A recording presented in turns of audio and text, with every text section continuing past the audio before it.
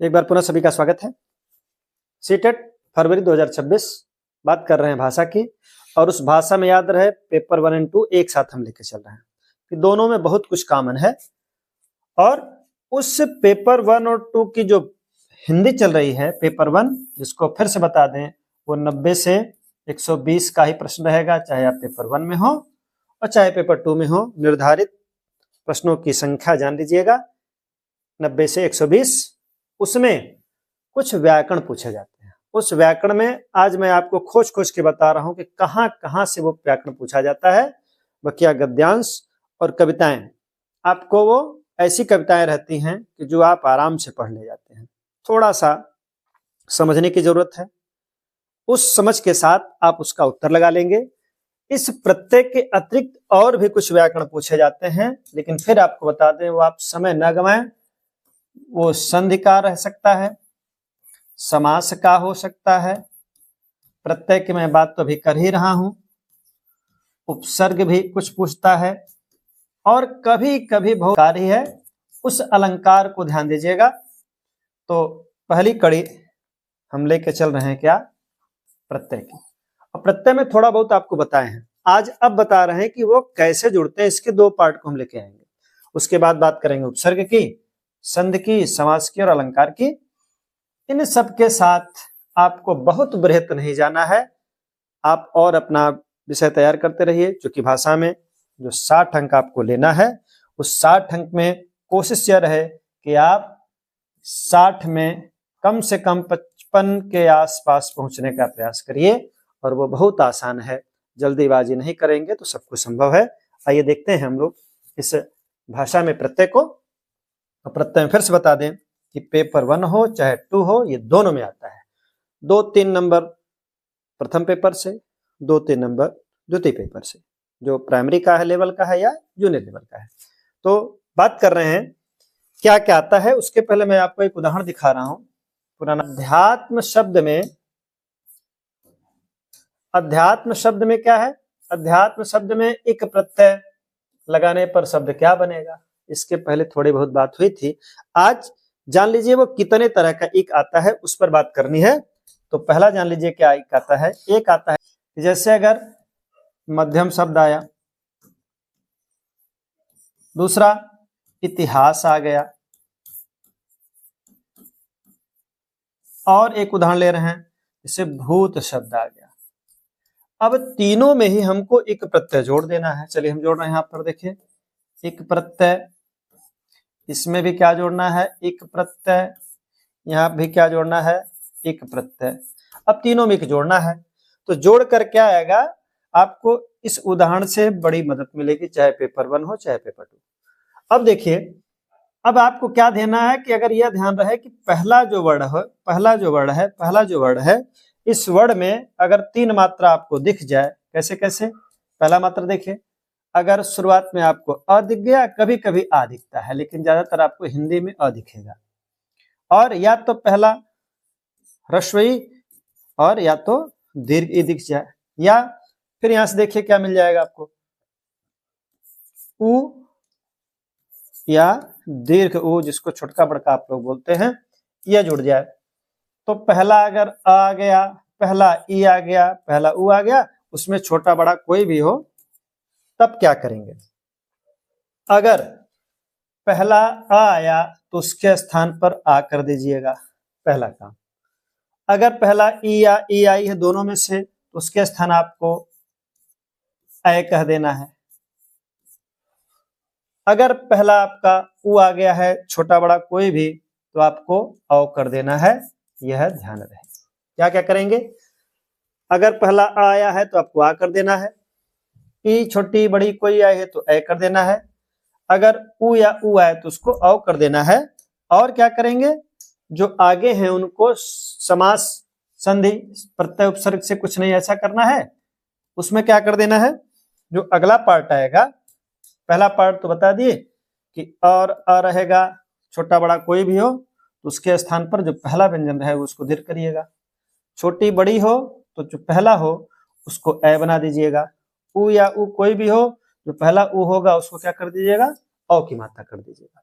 कब, जब इक इक इक ऐसा कुछ भी जोड़ने के लिए आए तो। अब दूसरा काम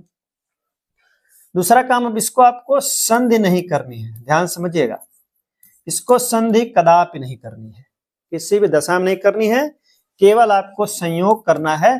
और संयोग का मतलब ही होता है मात्रा लगा देना। जैसे बचपन में आप क पर ए की मात्रा लगाते थे के हो जाता था, न पर ई की मात्रा लगाते थे नी हो जाता था।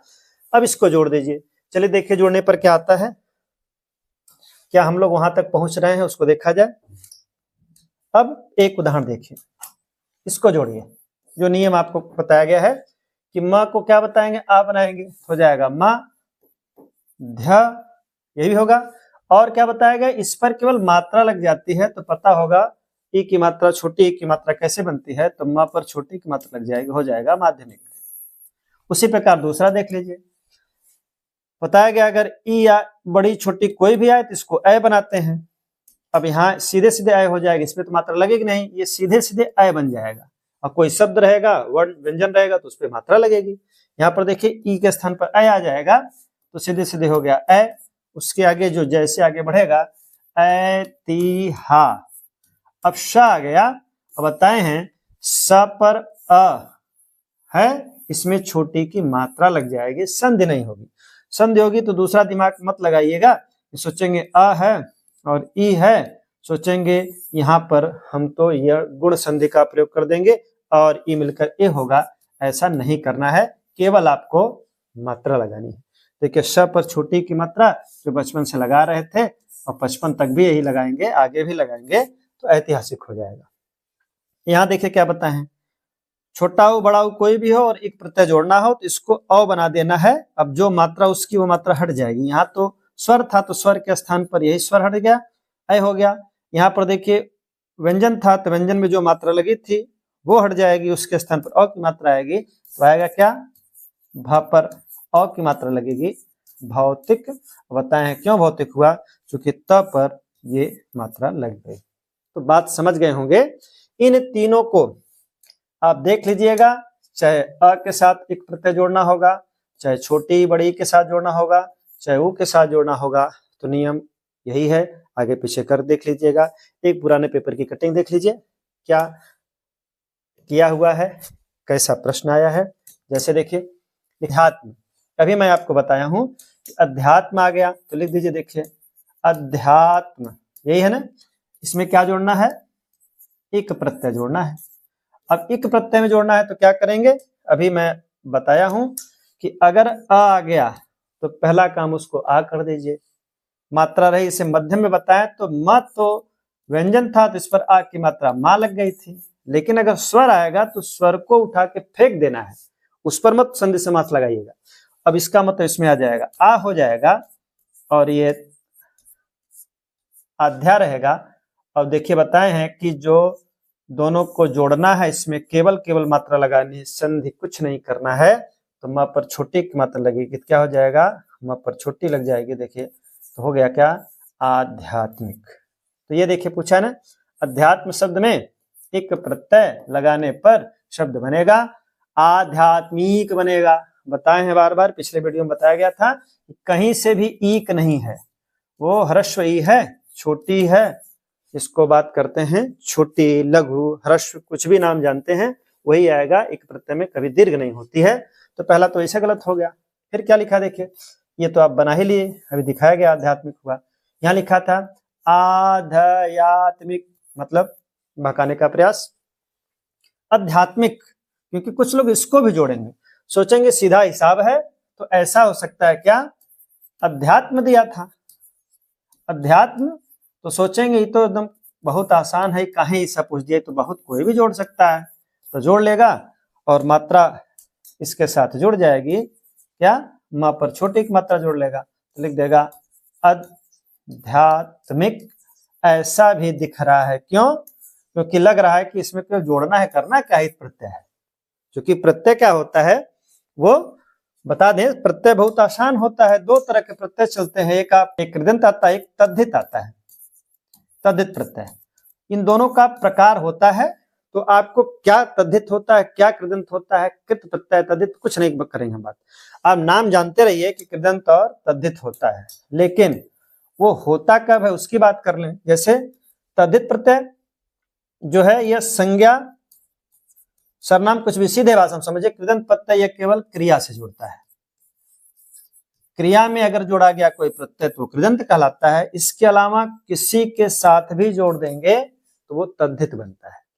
जैसे प्रत्यय जो होता है बहुत आसानी से बनता है, उसमें कई उदाहरण और आते हैं। जैसे लिख दिया गया, को लिखना है सोहन। अब देखिए सोहन जो है ये पुरुष है, लेकिन अगर सोहन को हमको इसका प्रत्यय लगा के बना देना है तो क्या हो जाएगा, लिख देंगे सोहन। कई तरह से प्रत्यय बनता है हिंदी में, कई तरह के प्रत्यय आप सोच भी नहीं सकते कितना है। सोहन की अम्मा, अगर हम लिख दिए सोहन की अम्मा। अब ध्यान दीजिए, अब यहाँ पर अभी तक सोहन जो था वो पुरुष था, लेकिन अगर लिख दिया गया सोहन की अम्मा, अब यह स्त्री हो गया। अर्थात अब यहाँ पर एक प्रत्यय जुड़ गया जिसको आप सोच नहीं सकते होंगे, वही प्रत्यय है की अम्मा जुड़ गया। इसका मतलब सोहन की अम्मा लगाते ही ये स्त्री प्रत्यय हो गया। मतलब यहाँ पर अब सोहन सोहन नहीं रह गया, अब यहाँ पर कोई और आ गया। देखने पर लग रहा है लेकिन इसी की बात हो रही है, यह प्रत्यय है। तो प्रत्यय आपको बहुत गंभीरता से नहीं पढ़ना है। फिर से बता दें, आपको प्रत्यय वही पढ़ना है जिसकी मैं बात किया हूं। क्या 3 प्रत्यय के साथ बार बार पूछा गया है। उदाहरण देख लीजिएगा कौन कौन। एक अ या आ के साथ, एक ह्रस्व ई या दीर्घ के साथ, एक उ या उ के साथ। तीनों में कौन जुड़ेगा, एक प्रत्यय। कैसे जुड़ेगा इसकी बात हो गई थी।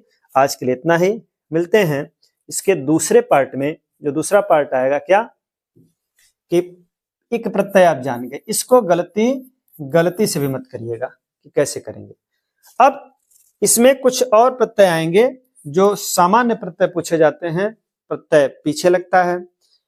एक कृदंत प्रत्यय होता है जो क्रिया के साथ जोड़ता है, एक तद्धित प्रत्यय होता है जो क्रिया को छोड़कर सबके साथ जोड़ता है। कैसे जोड़ना उस पर आपको बहुत व्याख्यात्मक नहीं जाना है, क्योंकि व्याख्यात्मक कर लिए आपको पेडागॉजी पढ़ा हुआ, वहां आप सोचेंगे कि कितना हम सोच सकते हैं। यहाँ तो एक सामान्य सा प्रश्न है, सामान्य से आता है, चाहे कविता में होगा, चाहे गद्यांश में होगा, चाहे पेपर 1 में होगा, चाहे पेपर 2 में होगा। बात वही करनी है। कौन से, वही आपके कुल गिने गिनाए 5 तरह के पूछ देते हैं। क्या क्या देख लीजिए कौन कौन पूछ देता है। कभी काल आपका प्रत्यय, इसके बाद हम कर रहे हैं एक पार्ट में और प्रत्यय खत्म कर देंगे। इसके बाद आएगा उपसर्ग, कुछ पूछता है। फिर बता दें संधि, इतनी आसान पूछते हैं कि आप सोच भी नहीं सकते। तो प्रत्यय, उपसर्ग, संधि और कहीं कहीं समास और अलंकार, वो भी इतने आसान हैं कि आप सोचेंगे हम कर डालेंगे। और समास पूछेगा और अलंकार पूछेगा। तो हम बात तभी किसकी कर रहे हैं, प्रत्यय की। तो आप अपना नंबर जोड़ते जाइए कि मैं मुझको प्रथम पेपर में, द्वितीय पेपर में, मतलब प्राथमिक में और जूनियर में हमको इन 5 से गलती नहीं करनी है। बाकी बता दिए हैं क्या है कि 15 प्रश्न आते हैं आपको उस गद्यांश से जिसमें कविता और गद्यांश दोनों देता है। उसमें 5 आपका व्याकरण रहेगा। उसमें फिर से जान लीजिए, बताते चलें जिसकी चर्चा हो रही उसमें 15 प्रश्न आते हैं और इस 15 प्रश्न में 5 व्याकरण से रहेगा और 10 प्रश्न आपके जो गद्यांश या पद्यांश से पूछे जाते हैं। गद्यांश रहेगा या पद्यांश मतलब उसकी कविता से, इससे 10 प्रश्न रहते हैं। और इन गद्यांश और कविता दोनों से मिलाकर कुल कितने व्याकरण बनते हैं, 5। तो पहले 5 आप पेपर 1 से और 5 पेपर 2 से, ये दोनों तैयारी कर लीजिए। कम से कम आपको ये आंकड़ा लग जाएगा कि हमारा 90 हो चाहे 82 हो, उससे 5 हम क्लियर करते चल रहे हैं। मिलते हैं प्रत्येक अगले भाग पर।